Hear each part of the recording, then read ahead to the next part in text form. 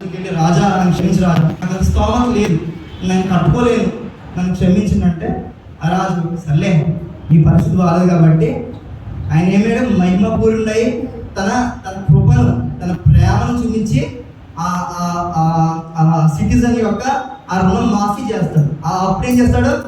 మాఫీ చేస్తాడు. అప్పుడు అదే సిటిజన్ ఇంకో వ్యక్తికి ఇంకో వ్యక్తి అప్పు ఇవ్వాలి. వీడెళ్ళి ఆ వ్యక్తితో అన్నాడు ఏమని, నా అప్పుగా నా అప్పు తీర్చలేదు అడుగుతాడు. నీ వేలాది కోట్ల ఆస్తి రాజేమో మాఫీ చేశాడు, కానీ నువ్వు నీకు ఇవ్వాల్సిన వాళ్ళ దగ్గర నువ్వేం చేస్తున్నావు? దబాయిస్తున్నావా? అదా దేవుడు నేర్పింది. దేవుడు ఆయన రాజు, ఈయనకి మాత్రమే రాజు కాదు, ఆయనకు కూడా రాజు. సో ఆ రాజు నీకు ఏం నేర్పించాడు? క్షమించడం, మాఫీ చేయడం నేర్పించాడు. నువ్వు ఆయన రాజులా ఉండాల్సిన నువ్వెలా ఉండాలి? ఆ రాజు చేసినట్టే. సో ఆయన మహిమలోకి ఉండాలంటే ఆ రాజరికాన్ని మనం కూడా క్యారీ చేయాలి. ఆయన రాజకీయం ఏంటో తెలుసా? ప్రేమించడం, క్షమించడం, రుణాలను మాఫీ చేయడం. ఆయన దేవుడు ఒక్కరికే దేవుడు కాదు. చాలా మంది ఇలా అనుకుంటారు, ఆయన ఒక్కడికే దేవుడు, నేను ఒక్కనే పరిశుద్ధుడు, నువ్వు ఒక్కడే పరిశుద్ధుడు కాదు. ఆయన అందరి కోసం మరణించాడు, అందరి కోసం ఆయన మరణించి ఆయన విమోచన రక్షణ ఇచ్చాడు. నువ్వు ఎంత పరిశుద్ధుడివో అందరూ కూడా అంతే పరిశుద్ధుడు. సో ఈ వ్యూతో చూడాలి. అందరూ మనం ఏం చేయాలి? క్షమించాలి. క్షమాపణ అనేది చాలా ఇంపార్టెంట్. అయితే ఇలా వెళ్ళిపోతా ఉంటే దేవుడు మనల్ని ఎందుకు గుర్తించడం మాట్లాడుకున్నాం. ఇప్పుడు క్షమాపణ నుంచి చెప్పడం కదా, ఎంతమందికి అర్థమైంది? ఏం చేయాలి? దేవుని శక్తి కలిగి ఉండాలంటే, మనకు అసలు పవర్ ఆయన మహిమలో ఉండాలంటే అర్థం కావాల్సింది ఏం తెలుసా? క్షమాపణ. క్షమించకుండా మీరు ఎంత ప్రార్థన చేసినా, ఎంత పాటలు పడినా, ఎంత ఆత్మతో నింపబడినా, ఎంత క్రియలు ప్రవచనాలు ఎన్ని చేసినా ప్రేమ లేని వాడితే ఎద్దుడే. ప్రేమ ఏం చేస్తుంది? క్షమిస్తుంది. సో ప్రేమ ఉండాలి, క్షమాపణ కలిగి ఉండాలి, అప్పుడే ఆయన శక్తి మీరు అనుభవించగలరు. అయితే ఇదంతా అయిపోయింది క్షమాపణ గురించి. అయితే మనం ఎందుకు నిర్మించబడ్డామో అందరూ తెలుసా? అసలు మానవులు ఎందుకు నిర్మించబడ్డాడు ఎందుకు తెలుసా? అయితే మానవులు ఎందుకు నిర్మించబడ్డాడు? అయితే దేవుడు ఆదికాండం 2వ అధ్యాయంలో మనుషుల్ని నిర్మించి మనిషికి ఒక పని చెప్తాడు. ఈ భూమిని ఏలాలంట, టు రూల్ ది ఎర్త్. ఎందుకంట ఈ భూమిని రూల్ చేయడం కోసం. మనుషులను కాదు. రూల్ అంటే మనిషి పైన మనిషి రూల్ చేయడం కాదు, కానీ ఈ సమస్త ప్రకృతి పైన, సమస్త సృష్టి పైన ఏం చేయాలంట? ఏలుబడి చేయడం కోసం దేవుడు మనం సృష్టించాడు. అయితే ఆ ఏలుబడి చేసేదని, ఆ మహిమని, ఆ అధికారాన్ని, ఆ శక్తిని దేవుడు మనకిస్తే ఆదాము ఏం చేశారు? దేవుని మాట అతిక్రమించి పాపం చేసి వాళ్ళ అధికారాన్ని వాళ్ళు కోల్పోయారు. సో ఆ కోల్పోవడం వల్ల నెక్స్ట్ జరిగింది ఏంటి? అక్కడ యేసుక్రీస్తు అక్కడ 3వ అధ్యాయం 11వ వచనం ఒకసారి చూస్తే మనం, అక్కడ ఆయన మనకు సొల్యూషన్ కూడా ఇచ్చాడు. అక్కడ జరిగింది. ఇప్పుడు ఈరోజు మనం మాట్లాడుకున్న కార్యం ఎక్కడ? ఎప్పుడో క్రీస్తు వేయబడది. ఎక్కడ దాని పునాది? ఆదికాండం 3వ అధ్యాయం 15వ వచనంలో ఉంది. మరియు నీకును స్త్రీకి నీ సంతానమునకు ఆమె సంతానమునకు వైరము కలుగజేసేదను, అది నిన్ను తల మీద కొట్టును, నీవు దానిని మడిమి మీద కొట్టుదు అని చెప్పాను. సో అర్థమైందా? ఆ స్త్రీ సంతానం కంట ఈయన సంతానం కంట ఏంటంట? వైరము కలుగజేసి. స్త్రీ సంతానానికి సర్పానికి వైరం కలిగేస్తాడంట. ఈయనంట సర్పాన్ని వెళ్ళి తొక్కుతాడు, సర్పం ఏం చేస్తుందంట? మడిమి పైన కాటు వేస్తాడు. అయితే ఇదంతా ప్రవచనం ఎవరి కోసం రాయబడింది తెలుసా? యేసుక్రీస్తు కోసం. అని చనిపోయింది, కాటు వేయబడ్డాడు, చనిపోయాడు. ఎందుకు? అక్కడ సిలువ పని చేసింది ఏం తెలుసా? తన తలకైనా చిత్త కొట్టాడు. దేని తలకైనా? స్నేక్. పాము దేని చూసిన? సాతాను. ఆయన తలకై, అక్కడ సాతాను తలకైనే సిలువ పని యేసుక్రీస్తు ఏం చేశాడు? చిత్త కొట్టాడు. ఆయన చిత్త కొట్టి ఏం తెచ్చాడు? మనకి the original authority, the original dominion ఏం పట్టుకొచ్చాడు? దేవుడు ఇచ్చాడు. వావ్, చాలా బాగుంది కదా. ఏది దేవుడు మనకి అధికారాన్ని ఇచ్చాడు. ఏదైతే ఆది కాండంలో జెనిసిస్లో మనం కోల్పోయాము అధికారం, ఆ అధికారం దేవుడు ఎలా ఇచ్చాడు? ఆ ప్రవచనం ద్వారా నెరవేర్చి ఇచ్చాడు, మనకి అధికారం ఇచ్చాడు. అధికారం ఏదైనా మనకి? మన జీవితంలో అనారోగ్యం ఉందా? ఆర్థిక ఇబ్బందులు ఉన్నారా? సమాధానం ఉందా? అందరూ పక్కట్టుకున్నారు? అందరూ లేదు. మరి ఆయన చేసిన కార్యం ద్వారా మనకు అధికారం ఏది? అంటే దేవుడు అబద్ధికుడా? చెప్పండి. ఎందుకు? మరి ఆయన అబద్ధికుడు కాదు.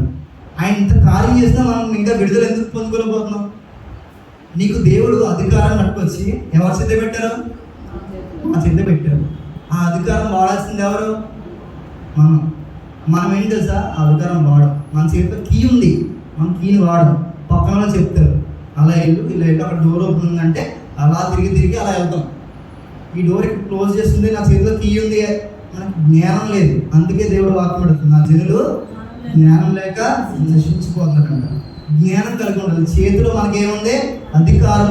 తాళం చేయి మన దగ్గర ఉంది. మనకు జ్ఞానం లేదు. మన చెవులో మాటలు పడతా ఉన్నాయి, నువ్వు చేయలేవు, నువ్వు పాపివి, నువ్వు ఇది, నీ జీవితం ఇది, నీ కుటుంబం ఇది, నీ పరిస్థితులు ఇవి, నువ్వు ఎలా ఉన్నావు, నీకు బతికింటే నువ్వు మర్చిపోయావా, నువ్వేం మాట్లాడుతున్నావు, నీకు అధికారం లేదు, నువ్వు ఎక్కడానికి నీకు అర్హత లేదు. ఇవన్నీ ఏంటిది? చెవులో వినపడి అపవాది మాటలు. వాడు ఏం చేయలేడు. ఎందుకు? వాడు తలగే చెప్తారు, వాడు తలగే చెత్త కొట్టబడింది. వాడు ఏం చేయలేడు. వాడు ఈజ్ పవర్లెస్. వాడు గర్జించే సింహం అంట. గర్జించే సింహం అంటే ఊ అని వస్తుంది తప్ప అది కలవదు, అది చంపదు, అది భయపెట్టేస్తుంది అంతే. సో అది భయపెట్టడానికి వస్తుంది అది. సో ఈ క్యాన్ డిసీవ్ యూ.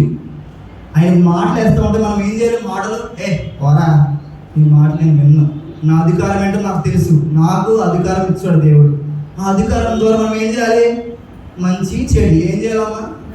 ఏం చేయాలండి? చెప్పండి అండి. మంచి చెడు అధికారం ఇచ్చాడు. ఏం చేయాలి? చెడు వైపు వెళ్ళిపోవాలి. అవునా? మన చెడు వైపు వెళ్తా ఉంటే జీవితాలు అలాగే ఉంటాయి. ఆ దరిద్రంలోనే ఉంటాయి, ఆ వ్యాధులతోనే ఉంటాయి, ఆ అసమాధాన పరిస్థితుల్లోనే ఉంటాయి. మన అలవాట్లు మనకు అధికారం ఇచ్చినప్పుడు మనం ఏం చేయాలి? ఎన్నుకోవాలి ఏది మంచిది ఏది చెడు అని చెప్పి. ఆ అధికారం నువ్వు వాడకపోతే ఆదమ్మ ఏం చేశారు? ఆ అధికారాన్ని దుర్వినియోగం చేసుకున్నారు. వాళ్ళ అధికారం వాళ్ళు శ్రమలు పడ్డారు. మన జీవితంలో కూడా మనం ఏం చేయాలి?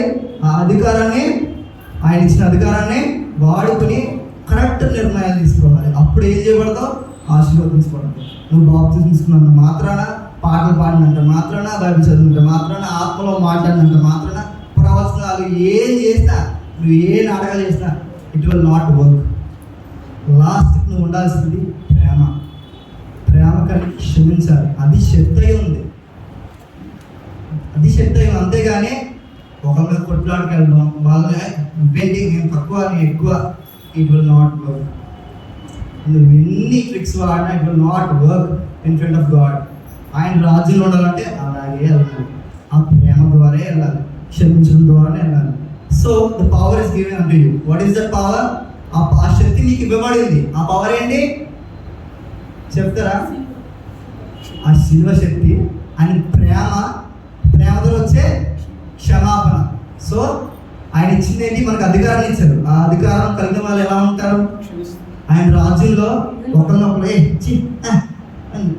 బయట మంచిగా మాట లోపల అలా ఉండదు. ఆయన రాజ్యంలో ఆ సహోదరుడు, మై బ్రదర్, వాడు బాగుతాడా? వాడు కాదు నాకు. వాడు ఎదుగుతాడా? వాడు ఎదగలేదు, నాకు గర్వం. వాడు నాకు సొంత సహోదరుడు. వాడు ఏం చేసినా నా దేవుడు మహిమ కోసం, నా కోసం. రాజ్యాల సంబంధంగా మైండ్ సెట్ ఇలా ఉంటుంది. సో ఆయన రాజ్యంలో నీతులు వెళ్ళాలంటే మనకు కావాల్సింది ఆయన అధికారం ద్వారా కుళ్ళు, ద్వేషం, మత్సరం ఇవి కాదండి. మన జీవితంలో అలాంటి మనం ప్రేమ కలిగి ఉండాలి. ఆయన రాజు సంబంధంలాగా ఆలోచించారు. వెర్రి వాళ్ళలాగా సిలువ సాక్షిగా సిలువ వచ్చే సువార్తలకు ఇలా వెర్రితనంగా ఉంటుంది. నశించిపోయే వాళ్ళగా వెర్రితనంగా క్షమించాలా, ప్రార్థన చేయాలా, ఏది సింపుల్గా గలీజుకునే శక్తి లేదు దీంట్లో, పవర్ లేదు దీంట్లో, పెద్ద ఏం లేదు. ఎందుకు అదే కొట్లాడికి వెళ్ళాలంటే అందుకే ఆ సినిమాలో ఏ చూపిస్తారు. శాంతంగా ఉన్న వాళ్ళు హీరోసా, కొట్టే వాళ్ళు ఏంటంటే హీరోస్. సో అది కాదు. సాతానుడు మనల్ని డిసీవ్ చేస్తాడు సినిమాల ద్వారా, మన చుట్టూ మనుషుల ద్వారా. అదే జీవితము, అది రాజరికము, అది పవర్ అనుకుంటారు. That is not power, that is foolishness, powerless thing. వాడు అలా ఉండాలని చెప్పి దేవుడికి, అందుకే యేసుక్రీస్తు బాగా తెలుసు. వాడికి యేసుక్రీస్తు బాగా తెలుసు ఏ సాతానుడు చేసి క్రియలు ఏంటన్నది. క్షమించకపోతే ఎవరు నష్టపోతారు? మనమే నష్టపోతాం. సో యేసుక్రీస్తు అందుకే సిలువపైన ఏం చేశాడు? క్షమించాడు. ఆయన మాదిరి వేశాడు. మనం ఏం చేయాలి? క్షమించాలి. వాడి తంత్రాలు ఎరగాలి. అది క్షమించడము నీకు నువ్వు మంచి చేసుకున్నావు. నువ్వు సాతానుడు దాన్ని ఆయుధంగా వాడుకున్నాడు నిన్ను నశింపజేయడానికి, నీ జీవితాన్ని నాశనం చేయడం కోసం. వాడు ఏం చేస్తాడు?